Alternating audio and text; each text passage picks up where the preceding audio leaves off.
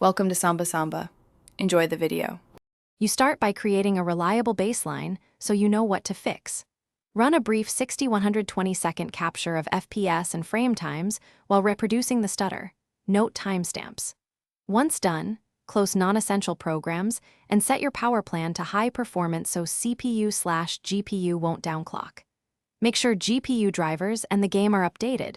This fixes many timing bugs. These steps prepare you to isolate causes rather than guessing, and they often resolve obvious resource conflicts immediately. Now you methodically adjust settings that commonly cause microstutter. Start in game, reduce draw distance, shadows, and crowd density to relieve CPU overhead. These changes cut parity spikes that cause uneven frame times. Next, address presentation. Enable adaptive sync or set a sensible frame limit rather than uncapped FPS, because inconsistent frame pacing creates perceived stutter. Then open your GPU control panel. Set power management to prefer maximum performance and lower pre-rendered frames to reduce input latency and frame queuing.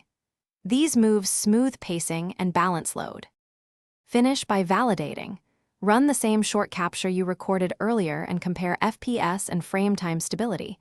You should see fewer spikes. If stutter persists, inspect hardware.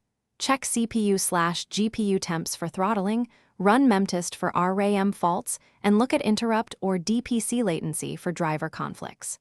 If a recent update introduced the issue, roll back the driver or perform a clean reinstall. This often removes regressed drivers.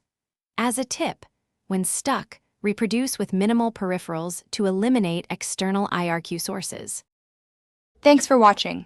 Consider subscribing if we helped you.